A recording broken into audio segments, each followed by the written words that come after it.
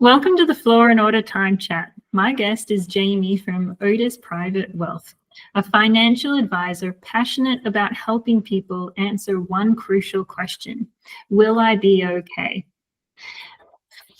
Full disclosure, Jamie has been my financial planner for the last 7 years or so we were talking about. So I'm really interested in hearing Jamie's perspective on time and how he discusses that with people, especially as he's in that space of talking to people in the now about a future that we are all hoping is going to eventuate.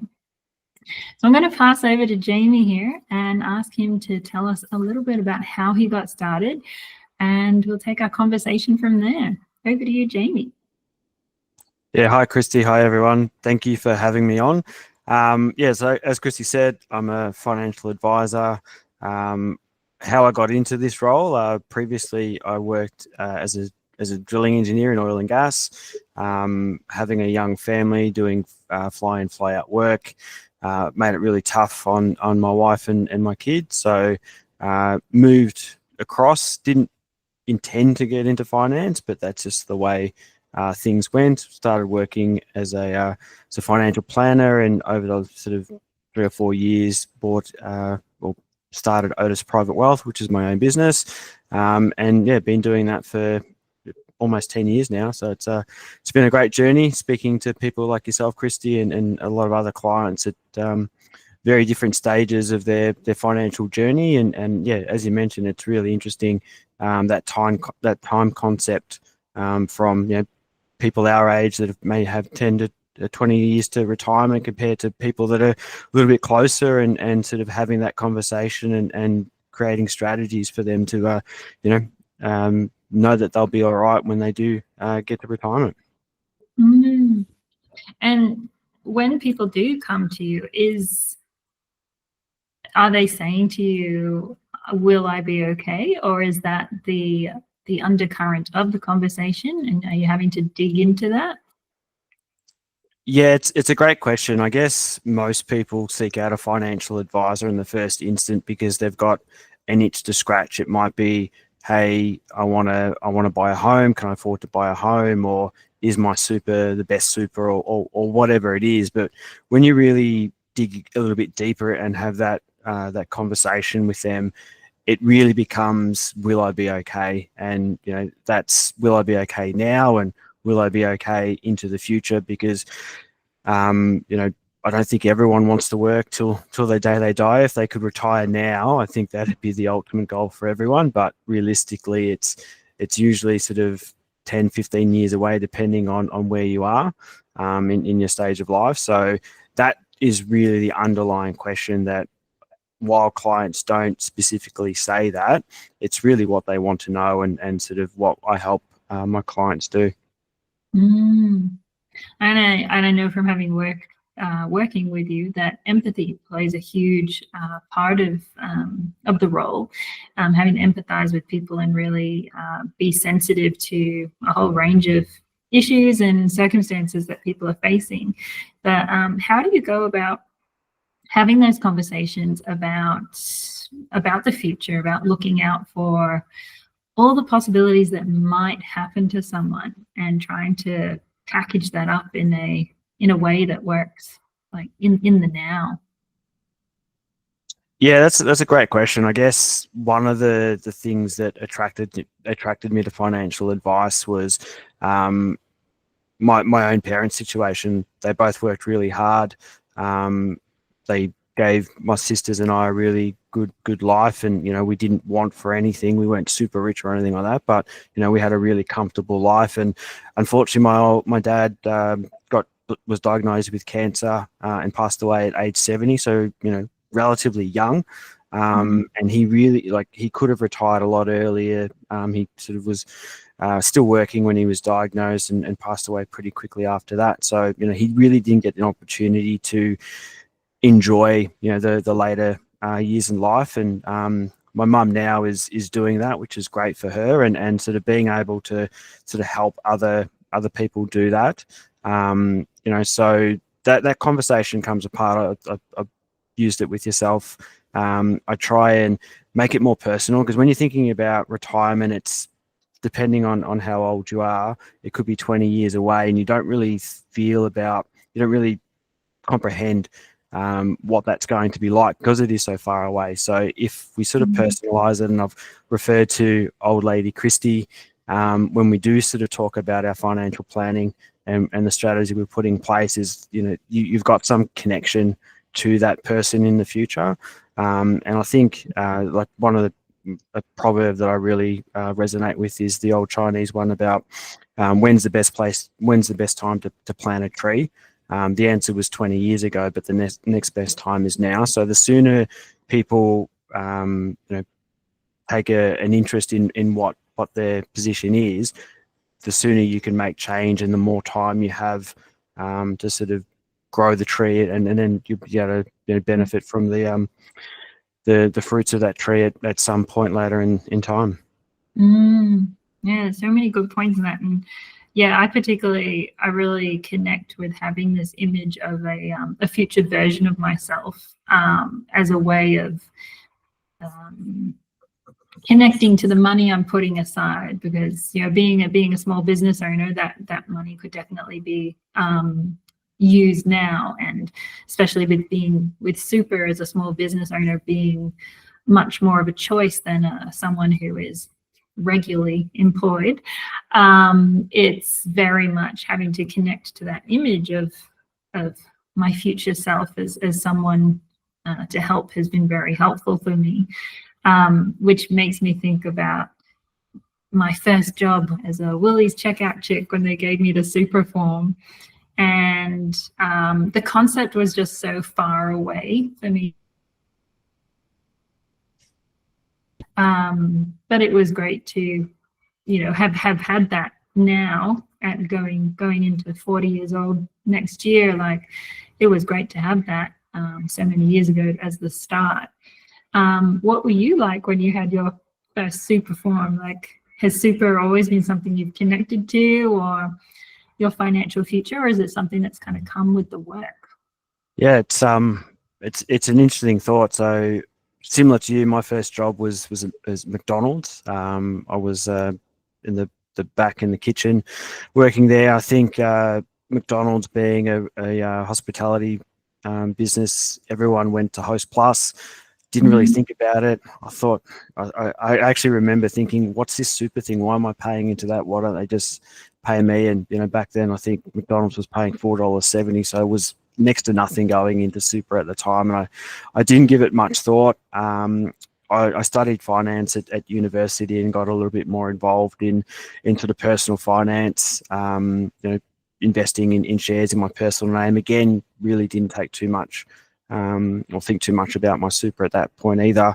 Probably wasn't until I got my first job outside of after graduating university that I sort of took more of a note of it. So I was probably about 25 or so at the time.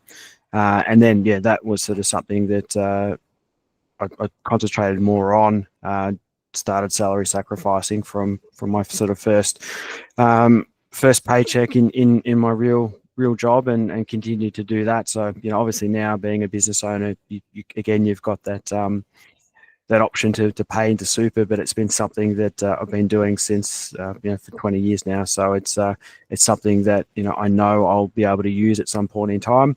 But it's not only sort of worrying about that; it's also making sure that we live good lives now. It's all well and good saving for the future and preparing for that, but we've also got to make compromises to be able to live in the now, and make sure that we have the best of both worlds, and make compromises that suit what suit the lifestyle that we want.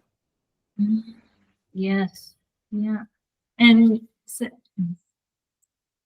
how do you help clients define their idea of success and what they're working towards, and that balance of let's live a good life now, but also be thinking about the future? I think that's a really interesting tightrope that you're kind of balancing.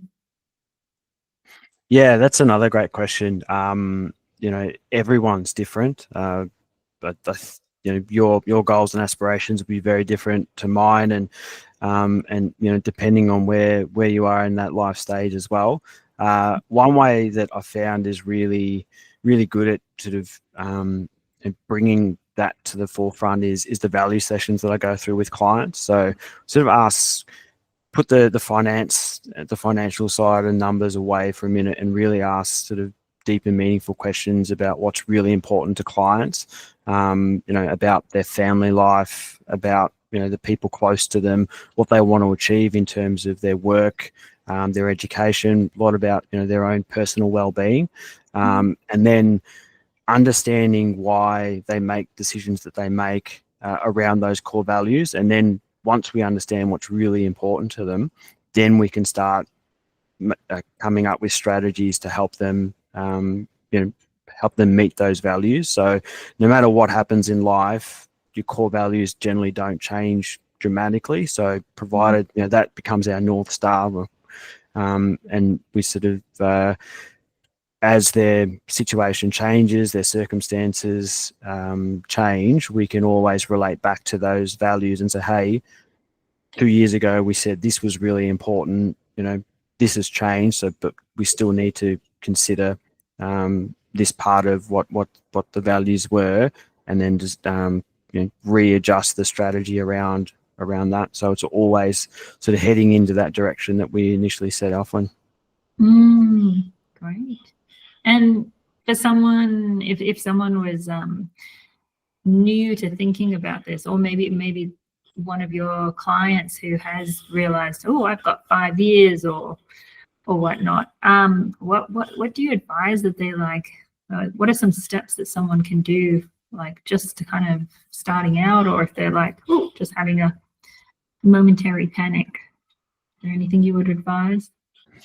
Yeah, I get a lot of clients that are probably in their mid to late 50s that realize, hey, retirement's only a few years away, and it's almost a race to sort of get on board the train before it leaves the station.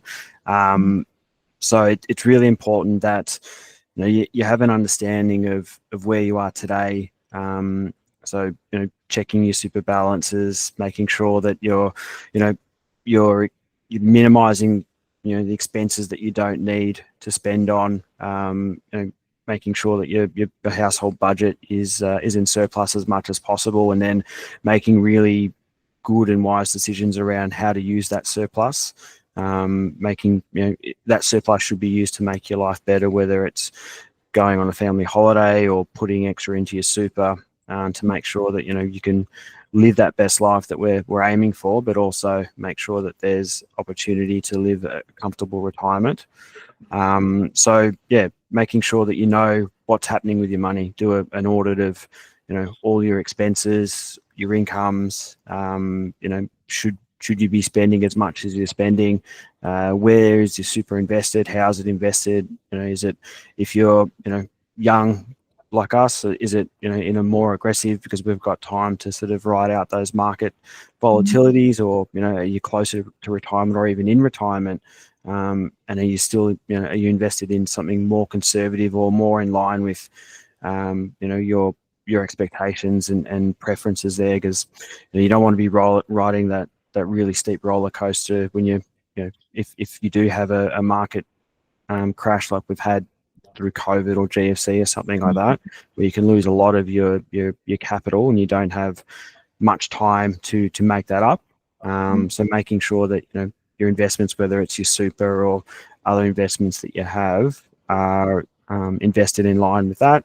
And then seek financial advice. It's majority of advisors won't charge for the initial consultation. They won't give you any advice in that consultation, but they generally will give you some areas that areas that you can work on, and then if it makes sense, you can engage an advisor to sort of write a full plan to sort of get you from where you are now to where you need to be. Yeah, it's a great point, and it reminds me a lot of helping clients set up a regular life admin time, like an hour of power or whatnot. Just a regular time that they can go in and check all the things that you listed there, and just give them some space to go and review things that can just slip to the background. And I've helped a lot of people pull together many different super accounts, especially if they have their first job, second job, and before it was that you could nominate your own account. So it's there can potentially be a lot of money floating around for someone. I'm really liking the Good Budget tool at the moment, which kind of helps with the envelope system with budgeting. So that's kind of part of my regular hour of admin, is looking at that budget tool. Are there any budget tools that you would recommend to people, or tools that help with financial savviness? Yeah, I don't so much use any specific tools, but I think that the bucket strategy is something that a lot of people have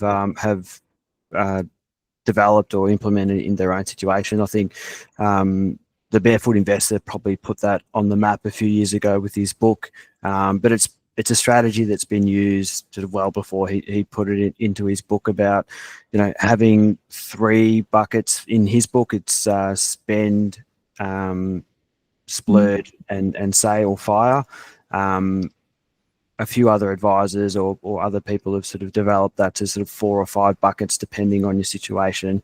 But yeah, just knowing what money's coming in, what your fixed expenses are. You need to put a roof over your head, you need to pay bills, making sure that you've got enough for those essentials, and then the discretionary spending, gym memberships, going out, going on holidays.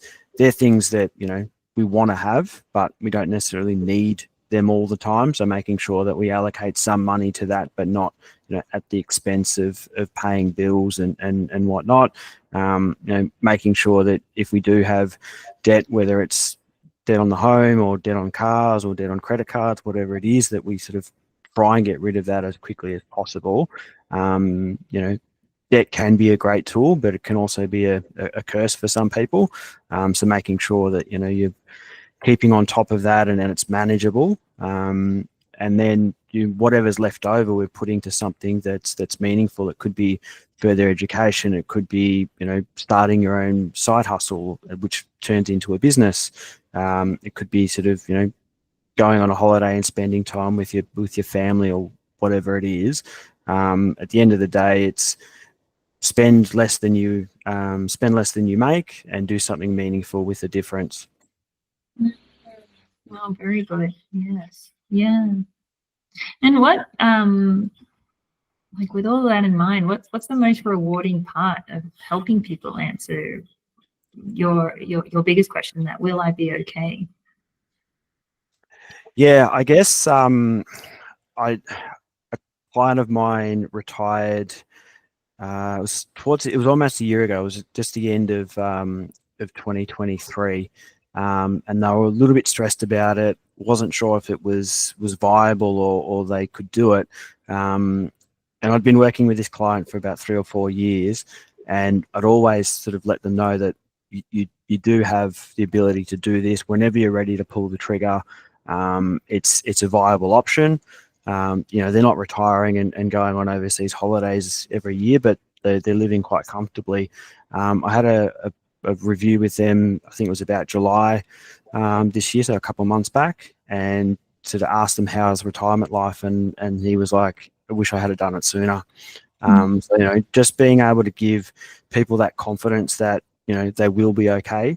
I kind of call it the pillow test. If my client can go to bed at night and not stress about their finances, then I'm doing my job. And if there is something that they're concerned about, I'm only a phone call away where, hey Jamie, this doesn't make sense, or I'm concerned about this, and we can have a conversation about it.